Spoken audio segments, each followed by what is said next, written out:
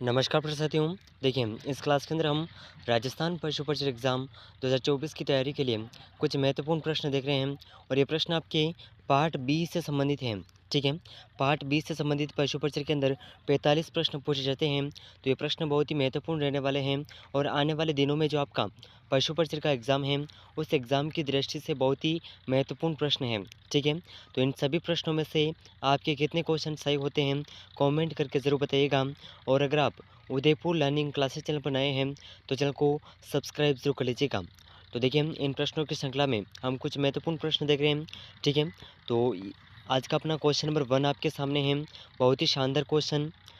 गायों और घोड़ों के लिए विटामिन ए की कमी की का जो प्रारंभिक लक्षण है, ये कौन सा है? ठीक है, गायों और घोड़ों के अंदर जो विटामिन ए की कमी होती है, उसके कारण जो प्रारंभिक लक्षण होता है, वो कौन सा होता है? ठीक है, ये इस क्वेश्चन के अंदर पूछा गया है।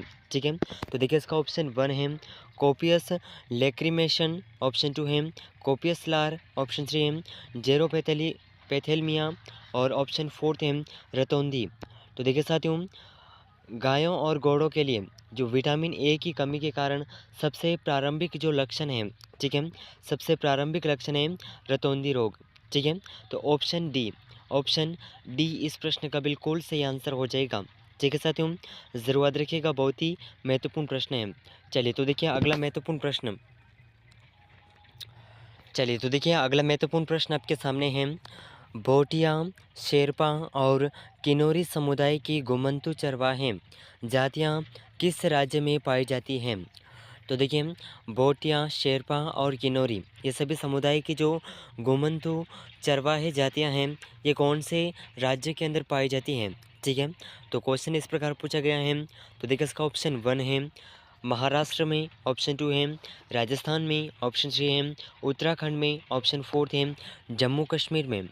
तो देखिए साथियों, ये जो तीनों प्रकार की जातियां हैं, समुदाय की जो घुमंतू चरवाहा जातियां हैं, ये सभी उत्तराखंड में पाई जाती हैं।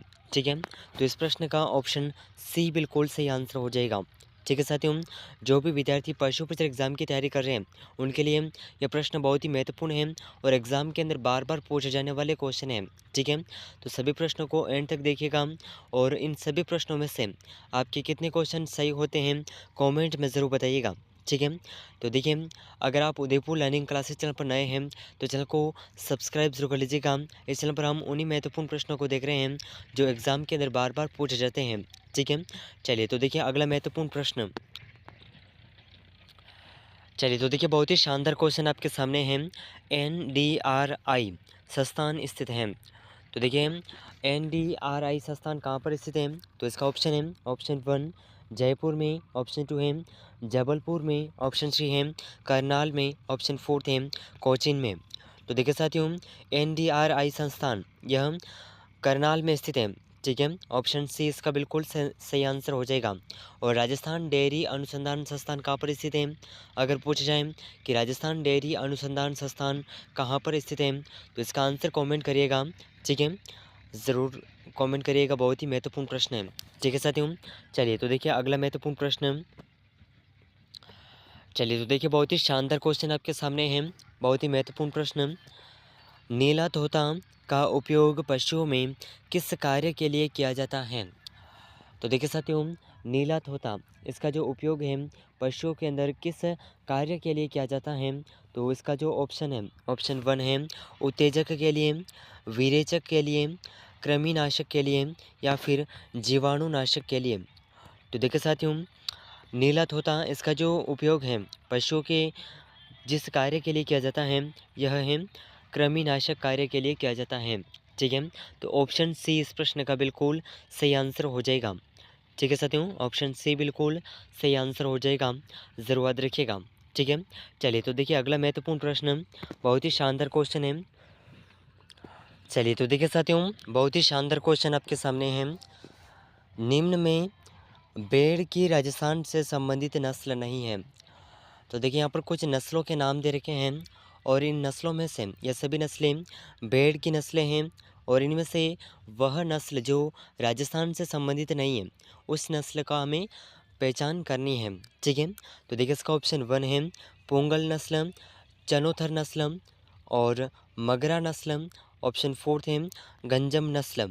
तो देखिए साथियों, इन चारों नस्लों में से वह नस्ल भेड़ की जो राजस्थान में स्थित नहीं है, राजस्थान से संबंधित नहीं है, यह नस्ल है गंजम नस्ल। ये कहाँ पर है? अगर पूछा जाए कि गंजम नस्ल कहाँ पर है, तो यह उड़ीसा से संबंधित है। ठीक है, उड़ीसा। ज़रूर याद रखिएगा, बहुत ही महत्वपूर्ण प्रश्न है।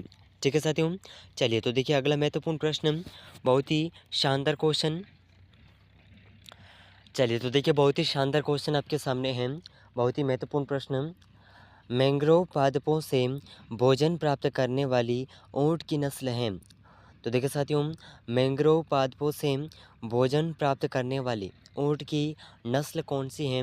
तो देखिए इसका ऑप्शन वन है मालवी नस्ल, कच्छी नस्ल, खराई नस्ल या फिर सभी। तो देखिए साथियों, इन चारों ऑप्शन में से जो इस प्रश्न का सही आंसर है, ये सही आंसर हो जाएगा ऑप्शन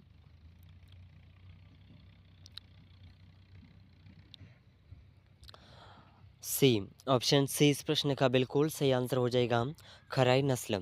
ठीक है, ज़रूर याद रखिएगा। तो देखिए अगला महत्वपूर्ण प्रश्न, बहुत ही शानदार क्वेश्चन। तो देखिए बहुत ही महत्वपूर्ण प्रश्न आपके सामने है। भारतीय चारागाह एवं चारा अनुसंधान संस्थान कहाँ पर स्थित है? तो देखिए साथियों, भारतीय चारागाह एवं चारा अनुसंधान संस्थान ये पूरे भारत में कहाँ पर स्थित है, कौन से राज्य में स्थित है और स्थान कौन सा है? ठीक है, तो देखिए इसका ऑप्शन वन है झांसी उत्तर प्रदेश, ऑप्शन टू है फतेहपुर सीकर हैदराबाद तेलंगाना, ऑप्शन फोर्थ है जोधपुर जो कि अपने राजस्थान में है। ठीक है, तो देखिए इन चारों ऑप्शन में से जो इस प्रश्न का सही आंसर है, भारतीय चारागाह एवं चारा अनुसंधान संस्थान कहाँ पर स्थित है, तो इसका सही आंसर हो जाएगा ऑप्शन वन, झांसी उत्तर प्रदेश में स्थित है। ठीक है, तो इस प्रश्न का ऑप्शन वन बिल्कुल सही आंसर हो जाएगा। ठीक है साथियों, ऑप्शन ए बिल्कुल करेक्ट आंसर हो जाएगा, ज़रूर याद रखिएगा। ठीक है, चलिए तो देखिए अगला महत्वपूर्ण प्रश्न। तो देखिए साथियों, ये जो प्रश्न आपके सामने है, ये बहुत ही महत्वपूर्ण प्रश्न है। ठीक है, और अब तक जो पशु परिचर का एग्ज़ाम हुआ है, उस एग्ज़ाम के अंदर पूछा गया प्रश्न है। और अब तक राजस्थान के अंदर जितने भी एग्ज़ाम हुए हैं, चाहे सीटी का एग्ज़ाम हो, पशु परिचर का हो, रीट का हो या फिर अन्य प्रतियोगी परीक्षाएं, एलडीसी वगैरह, ठीक है, पटवारी, राजस्थान पुलिस कांस्टेबल, अन्य जितनी भी प्रतियोगी परीक्षाएं हैं, उसमें बार बार पूछा जाने वाला क्वेश्चन है। ठीक है, बहुत ही महत्वपूर्ण प्रश्न है। राजस्थान में प्रथम बार पशुधन विकास नीति कब लागू की गई? तो यह प्रश्न पशुधन से संबंधित है, तो पशु परिचर एग्जाम के लिए बहुत ही महत्वपूर्ण है। ठीक है, तो इसे आप ज़रूर याद रखिएगा, बहुत ही महत्वपूर्ण है। ठीक है, तो प्रश्न इस प्रकार है कि राज्य में प्रथम बार पशुधन विकास नीति कब लागू की गई? तो देखिए इसका ऑप्शन वन है वर्ष 2009 और 10 के बीच में, ऑप्शन टू है वर्ष 2008 और 9 के बीच में, ऑप्शन थ्री है वर्ष 2007 और 8 के मध्य, ऑप्शन फोर्थ है वर्ष 2006 और 7 के मध्य। तो देखिए साथियों, राजस्थान में प्रथम बार पशुधन विकास नीति जो लागू की गई थी, यह वर्ष 2009 और 10 के बीच में मध्य में लागू की गई थी। ठीक है, तो इस प्रश्न का ऑप्शन वन बिल्कुल करेक्ट आंसर हो जाएगा। ठीक है साथियों, ऑप्शन वन बिल्कुल सही आंसर हो जाएगा, ज़रूर याद रखिएगा। ठीक है, चलिए तो देखिए अगला महत्वपूर्ण प्रश्न। तो देखिए बहुत ही महत्वपूर्ण प्रश्न है।